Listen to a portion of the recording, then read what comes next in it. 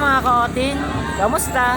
Ngayong araw nga pala ay magbibideo ako kung saan kami ngayon pupunta. Ngayong araw ay celebrate namin ang advance celebration ng birthday ng aming lula. O, kita nyo yan, may mga nagdadala pa ng aming mga pagkain papunta sa taas, papunta sa jeep na sasakyan nila, papunta sa resort na ayan, nabulol na tayo. Resort kasi yun.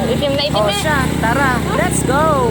Sa mga hindi pa nakakaalam ng tamang daan papunta sa tamang tao, punta lang kayo sa Kamalig Road at makikita nyo ang tamang taong hinahanap nyo.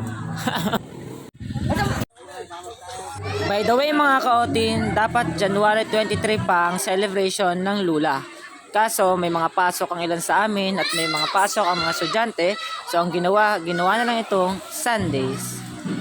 Konti lang naman kayo mga kaotin, mga kulang 100. Tumigil nga pala kami dyan para kami ay uminom ng buko. Nauuhaw na kasi kami sa pag-aantay at sobrang init pa ng araw na ito. Alam nyo bang malayo pa ang aming pupuntahan? 3 bundok ang kailangan naming akyatin, 5 dagat na kailangang languyin, at ilang kapatagan na kailangan naming takbuhin. Sa 10 oras na aming binahe, sa wakas makakarating na kami. Welcome sa Lian, Batangas. Sa mga hindi pa nakakapunta sa Lian, Batangas, halina't pumunta na kayo. Maraming mga dagat at resort na magaganda dito. Dahil hindi kami mapera at mayaman, nag-arkila lang kami ng isang sasakyan. At ito na nga, binababa na namin ang handa ng aming Lola Ponsa. Pero bago tayo pumasok, ating munang interviewin ang birthday celebrant. I-interview sa birthday celebrant. Okay, Lula, happy birthday.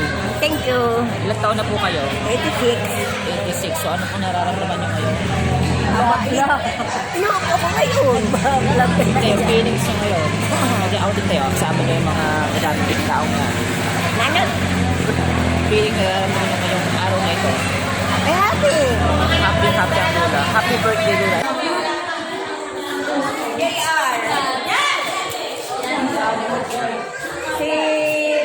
This is it, pansit. Meron na tayong tatak. O siya, hanggang dito muna ang aking mini vlog. Bye-bye! Enjoy! Ingat kayo mga kaotin.